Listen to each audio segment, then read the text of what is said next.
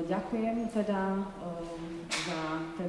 že ste prijali naše pozvanie.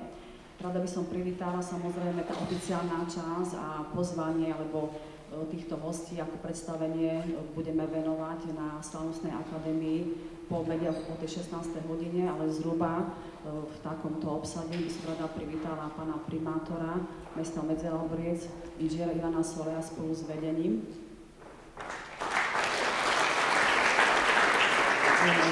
Samozrejme, rada by som privítala takisto aj známeho galeristu pána Miroslava Smoláka z Prahy. Pána prezidenta Rusínskej obrody, pána Vladimíra Protivňáka na Slovensku.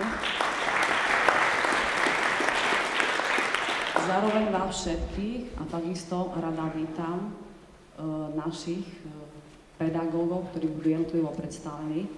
Takže som veľmi rada, že teda ste prijali našu účasť a budem veľmi rada spolu s vedením nášho múzea, aby teda ste sa odprezentovali a každopádne, aby naši priatelia a poslucháči si doniesli čím najviac zážitkov.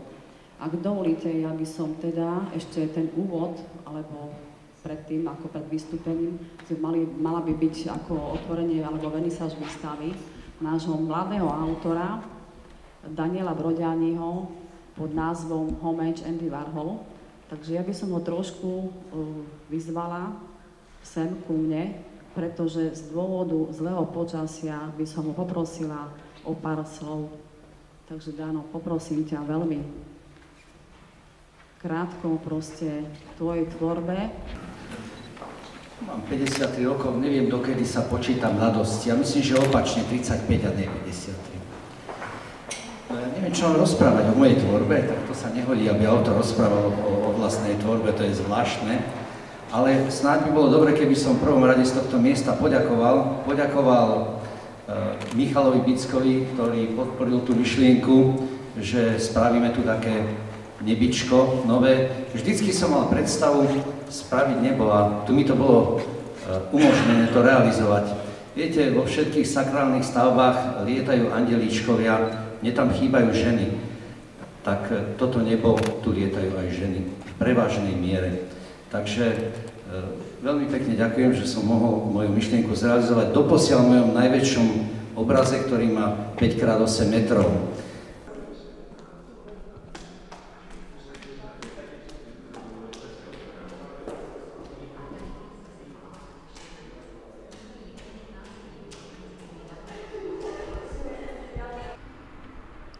Na vašich obrazoch pozerám Clinton, Bill Gates a takíto všetky ľudia. Bill Gates tam nie je. Ja, to není Bill Gates. To je Elton John, a vyzerá ako Bill Gates. Fakt, že Elton John. Môžeme povedať, no, že to no, je... jasne. Jak sa tam dostali tí ľudia?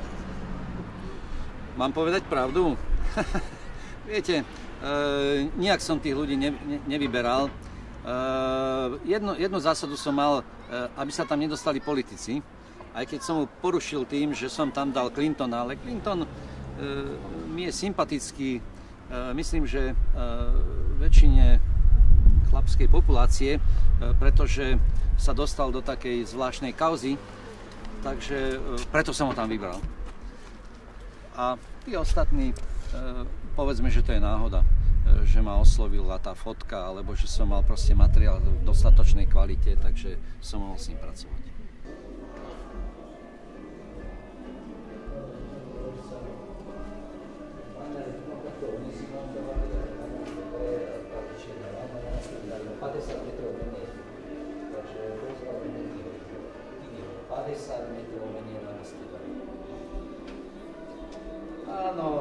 Áno. No 50 metrov sme vypočítali s tým, že sme vypočítali, že dáme tam 10 metrov rezervu a chýbalo 50 metrov lana. Je to 100 metrov lana, je to ako čierne, oni ho dali na hovno, neviem čo vlastne, vyská sa na to. No to ty nemáš s tým nič, to je výborné. Ako baner je v poriadku, baner je v poriadku. Baner je v poriadku, ale ten pole, že to je širné. Dobre, to ja by som chcela vás poprosiť, že kedy ste sa prvý raz stretli s dielom Andyho Warhola, či vás nejak ovplyvnilo? Andy Warhol mňa ovplyvnil tým, že zarobiłem z nim pieniędzy. Pierwszego Andyho Warhola jem prodał, realnie prodał w roku 1994. Tom zrobił pierwszą wystawę Andyho Warhola w Praze, u mnie w kostole w cerkwi Świętego Rocha. Mám 36 exponátů a hneď prvý deň sa prvá vec prodala. Ja sám bol prekvapený, a nelen ja sám, ale moji partner z Berlína, ktorí mi exponáty požičili. Tu ešte nebolo zvykom za taky penězi prodávať a za to Andy Warhol hraje veľkú rolu v mojom živote. A prvý raz som sa s ním stretol na kole, či už za socializmu samozrejme, za to, že študoval častočne i dějiny umění, 2 semestre, takže o Warholovi znám. No a potom, jak jsem se přestěhoval do Německa, tak už byl konfrontovaný s celosvětovým uměním. Chodím do Švajčiarska na veletrh, do Berlína na Art Forum, takže presne definovať, kolím sa prvý raz čul jméno Warhola, si nespomínam.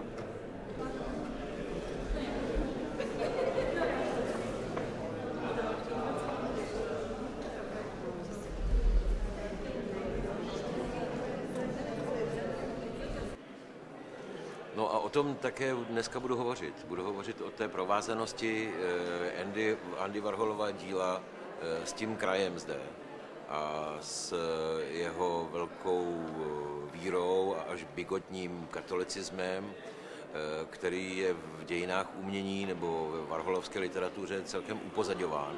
A přitom si myslím, že to je jako velmi podstatná věc, která přispěla nejenom k některým jeho tématům, které jsou známý, ale vůbec k tomu celému zaměření jeho díla, k tomu, že on důvěřuje obrazu jako takovému, jako určité ikoně, která má tu vlastní sílu a vlastní náboj a není třeba do ní vkládat ještě další významy. A to si myslím, že tento duch pochází tady odtud, pochází z toho ortodoxního náboženství a on si ho upevnil ještě v Pittsburghu, on byl právě možná v té situaci diaspory, kdy to náboženství bylo velmi spojeno s tou pittsburghskou, rusínskou nebo slovenskou minoritou, tak tam to bylo ještě jako bigotnější, ještě silnější. A on to potom přenesl do výtvarného umění a celý ten výtvarný svět to jakoby nechce pořád jako vnímat.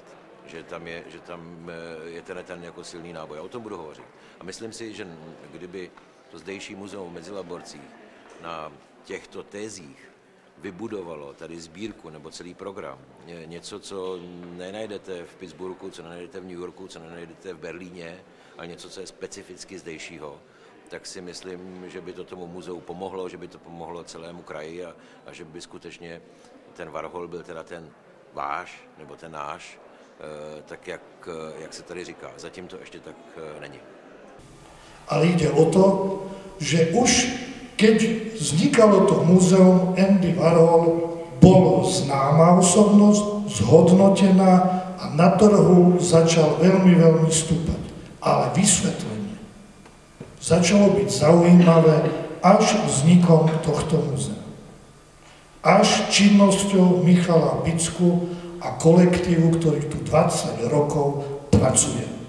To je veľmi dôležité pre mňa, pretože ja som bol vždy činný v múzeách, aj trošku v pedagogike a vždy ma to zaujímalo, neskôr aj z hľadiska ozaj zbierkotvorného a významu otvorenia ďalších zbierok, o ktorých trošku aspoň okrajové tu môžem povedať.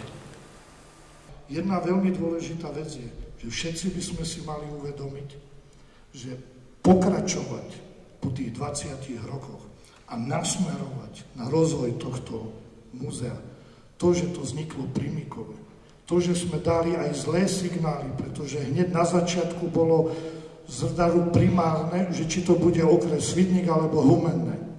Zrazu je to Medzilaborce, to vôbec nie je podstatné. Nie je podstatné ani kto to bude viesť. Danko teda vyhodnocuje vstup Varhola do priestoru umenia dvojako. Raz ako výnimočný čin, odkrývajúci súvislosť medzi vizuálnou kultúrou, jej estetickosťou a raz ako hraničný a existenčný priestor umenia, zvestujúci akýsi koniec umenia, kde by sme mohli dodať koniec tradičného umenia. V 20-ročnom odstupe je možné povedať, že sa toto želanie študentom naplnilo. Andy Warhol, umelec, sa stal jedným zo symbolov demokratizácie a vznik Múzea moderného umenia Andy Warhola v Medzilaborciach rovnako symbolom slobody, distribúcie umeleckých diel a ich sprístupňovania širokej verejnosti. Je tu umelec, ktorého diela sa obrazne povedané vrátili do rodiska jeho rodičov, a je tu inštitúcia, ktorá sa rovnako stala počas 20 rokov symbolom modernej komunikácie, umenia a príjemcov. Počítačom generované výtvarné prejavy sú produkty elektronickej kultúry a sú nesené a prezentované iným spôsobom ako klasické materiálové výtvarné diela, uložené v depozite, zavesené na stene alebo na paneli, instalované na stojane a podobne. Dnešné nové technológie umožňujú veľmi jednoducho a ľahko každému vnášať do komunikácie obrazové znaky, umiestniť obrazy na vlastnú webovú stranu. Táto obrazová prezentácia začína zaujímať stále viacej používateľov počítačov. Poď povedať vsúku. Vsúka. Ale neviem, Rudy, čo si mal na mysli. Rudy mal na mysli asi túto fotografiu. To je fotka, ktorú ja vlastním v archíve, tu je jej faksimile, obrovsky zväčšené, asi 10 násobok. Originál je taký, asi 10x13, to je asi 10 násobok. To je Uľa Varholová Zavádzka, čiže Andyho mama. V Amerike ju volali Julia Warhola. Aby si dovolala s Andriom Porusnanského, zvali, že maľar Andrejko. No a podľa toho portrétu, podľa tej fotografie, ktorú robil Edvard Valovič, známy newyorský fotograf, ktorý pred pár rokmi proste zomrel, ale v newyorských kruhoch známy, on fotografoval Varhola, je taká známa napríklad fotografia pri newyorskej stene, kde je taká lebka, tam taká grafiťacká vysprejovaná. No a Andy Warhol, keď mama zomrela v roku 1972, nešiel jej ani na pohreb. Ale o 2 roky neskôr mu to nedalo a vytvoril takúto serigrafiu, čím ju zaradil do tej plejady, kde sú všetky slávne hviezdy, celebrity, VIP, ako Marilyn Monroe a tak ďalej. Čiže 2 roky po jej smrti v roku 1974 urobil na základe tej fotografie výrezu presne z tejto fotografie Edvarda Valoviča. Edvard Valovič asi tiež bol Slovan, alebo čo? Valovič.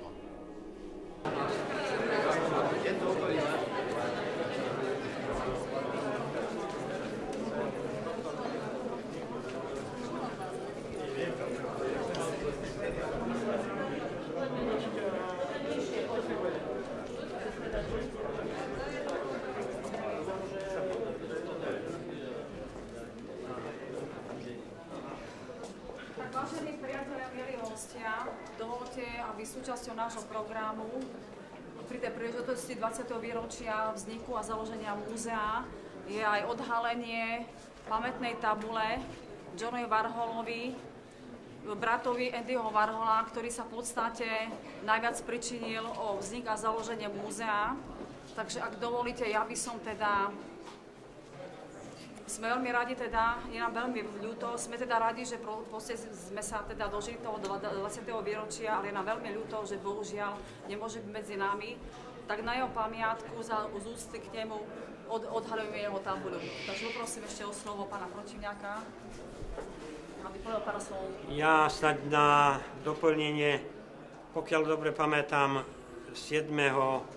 októbra 1989 sme písali list osobný Johnovi Warholovi, aby podporil myšlienku, ktorú vyslovil v Medzilaborciach pri návšteve, predtým, aby Medzilaborce, alebo aby v tomto kraji bolo pár obrazov jeho brata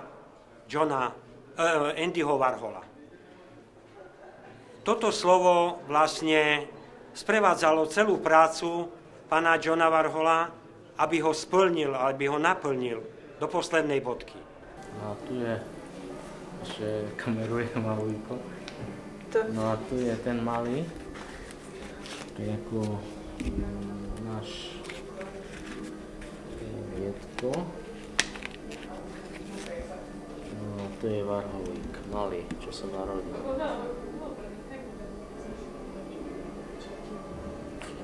Silné a veľké slová sa používajú na slabých a vyprázdnených miestach a pomaly strácajú svoj obsah. A ja naozaj neviem, ako povedať, že sme svedkami výnimočnej situácie, pretože táto situácia, a verím, že často dokáže, je naozaj výnimočnou. Je výnimočnou preto, že sa do života dostáva kniha Andy Warhola Československo na veľmi symbolickom mieste, pretože pred 22-3 rokmi, keď začala vznikať myšlienka založenia múzea Andyho Warhola tu v Medzilaborciach, tak zároveň sa zrodila aj myšlienka prípravy tejto knihy a na knihe pracovali autori, ktorí výraznou mierou pomohli tomu, že múzeum Andyho Warhola pred 20 rokmi vzniklo a je na slovenské pomery takmer zázrakom, že existuje aj po tých 20 rokoch.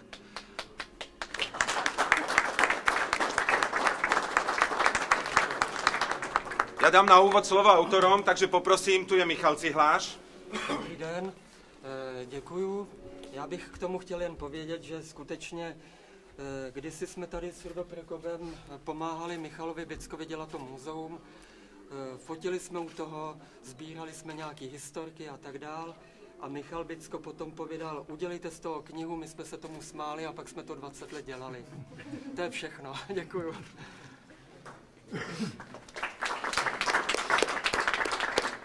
Druhý autor, Rudo Prekop. Dobrý deň, ja vás vítam a ja len v krátkosti. Pre mňa táto situácia teraz, ktorá tu nastala, keby som to chcel nejak nazvať alebo charakterizovať, tak je to dôkazom toho, že človek, keď veľmi chce, tak občas sa aj sny môžu stávať skutočnosťou. No a to je jedna vec, to múzeum, no ale druhá vec je tá, že vlastne celý ten čas, vtedy, keď sme tu chodili v tých 80. rokoch po tých dedinkách, tak vlastne tí príbuzní začali z obálok vyťahovať tie dopisy a tie autentické materiály a jak povedal Michal Cihláš, že tam sme si uvedomili, že máme v rukou poklad, ktorej žiadny Američan pred náma nevykopal. No, takže vlastne tam niekde vznikla idea zhromaždiť ten materiál a vydať to knižne. No a trvalo tých neuveriteľných 22 rokov, kým sa nám to dneska podarilo. Nejdůležitější moment je asi to, že bychom zklamali ty lidi, kdybychom to nevydali. Protože bohužel John už se toho teda nedožil, ten umřel loni na Vánoce a ten Paul, starší Andyho brácha, tak ten vlastně do dneška žije a tak se těšíme, že tu knížku dostane poštou a i když je v češtině, takže, nebo československy, takže tím bude listovat a bude vzpomínat na to, jak se s náma setkal a jak nám dával ty materiály a jak už ani nedoufal, že my je někdy použijeme a ono se to povedlo a najednou to bude mít na klíně a bude se z toho těšit. Tak to mě těší.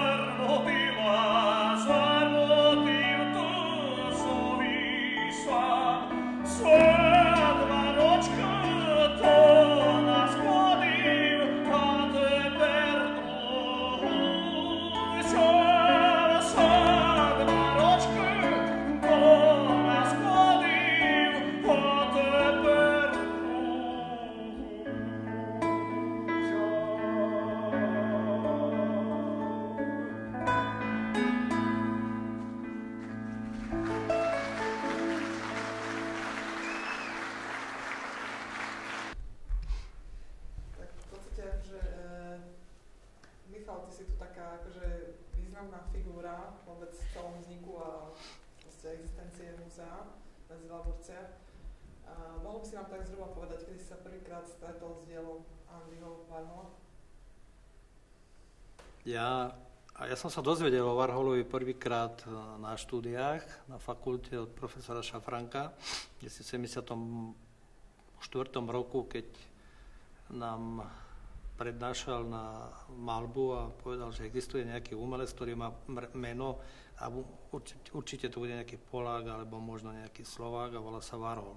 Potom som začal sám tak na vlastnú prejsť ísť potom človekovi a nakoniec sa to nejak zmotalo do životného osudu, že sa s ním motám doposiaľ.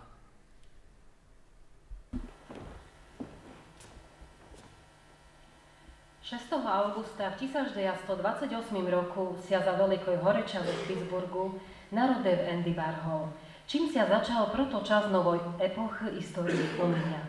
Plachý chlopec, často sluchajúci rozpovedi, svojej mame Julii o najčerných lepkách i kostrách vojaky v mekivských lisách, no i o ončech rozpovediach, jak koleskaj boli v tím kraju východného Slovenska, soby pomalu fixoval svoju vlastnú víziu o umeniu, životí, no i o kraji svojich rodičov. Vážení a milí hostia, milí priatelia, vážený pán predseda, dovolte, aby som vás z úprimného srdca privítala a pozdravila pri príležitosti 20. výročia založenia Múzea moderného umenia Andyho Warhola v Medzilaborciach. Návštevou Slovenska Johnom Warholom, bráta Andyho Warhola, takisto rodného kraja jeho rodičov, dedinky Bykova, začína strastiplný príbeh založenia múzea. Andy Warhol, ktorý bol, ako všetci vieme, ojedinelým zjavom 20. storočia, typický predstaviteľ amerického umenia, ale najnetypickejší Američan rusínskeho pôvodu. O tom je v podstate aj to poslanie nášho múzea, ktoré v podstate nie len o živote a dielo Andyho Warhola, ale takisto je to aj o jeho pôvode, o jeho príbuzných. Rozprávať príbeh, ako to začalo, ľudia, ktorí zažili aj isté sklamania, možno aj podrazy, nie je o tom, proste je to deň, ktorý je slávnostný, takže o tom budú rozprávať možno aj dejiny a si myslím, že treba na niečo aj zle proste zabudnúť.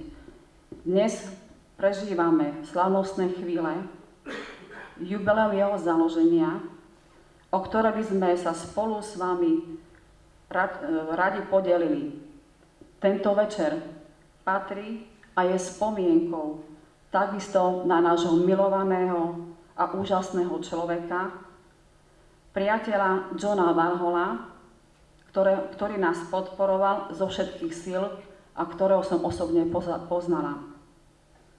Rada sa chcem touto cestou poďakovať všetkým tým, ktorí boli počiatkou jeho zrodu, aj tí, ktorí boli uvedení v histórii, a takisto aj všetkým tým, ktorí pochopili a podporili jeho poslanie a význam. Vážené dámy, vážení páni, milí hostia, ja som len spravil, keď pani riaditeľka hovorila, že čo som urobil to, čo bolo mojou povinnosťou. Ale poďme trošku inač. My sme dostali do vienka Múzeum Andyho Warhola tu na Medzilaborciach od 1. apríla 2002. V podstate na prelome 20, keď to berieme, že 20 rokov, tak niekde v polovičke, v tej menšej polovičke. S tým, že vtedy som si ani sám neuvedomoval, o čo vlastne presne ide. A čo vlastne to múzeum znamená. A aký vlastne bude mať dopad toto múzeum nielen na Prešovský kraj, ale v podstate aký bude ohlas na dielo Andyho Warhola v celom svete. Dovolte mi v mene svojom i v mene poslancov Mestského zastupiteľstva a občanov nášho mesta vás srdečne pozdraviť a zablahoželať Múzeu moderného umenia Andyho Warhola k 20. výročiu jeho vzniku. 20 rokov, to je kus života. Na začiatku zrodu bolo veľa eufórií, nápadov, plánov, ale aj veľa problémov a prekážok. Zrodenie nového je vždy unikát a takým je aj toto múzeum. Začiatok zrodu múzea je v nenaplnenej túžbe, v sne. John Warhol pri svojej prvej rodinnej návšteve na Slovensku vyslovil myšlienku, aby niekoľko obrazov jeho brata Andyho bolo vystavených v rodnom kraji jeho rodičov. Smelé plány sa rodili veľmi ťažko. Myšlienka zriadenia múzea na počesť umelca z nášho kraja Andyho Warhola sa začala meniť na realitu vďaka iniciatíve nadšencov umenia združených okolo doktora Michala Bicka. Cenu získava in memoriam pán John Warhola. Je nám ľúto, že sa pre pracovné povinnosti nemohli dostaviť príbuzní Johna Warhola zo Spojených štátov amerických, a tak pozývame na scénu netier Andyho Warhola pani Ľubu Protivňákovú, aby cenu prevzala.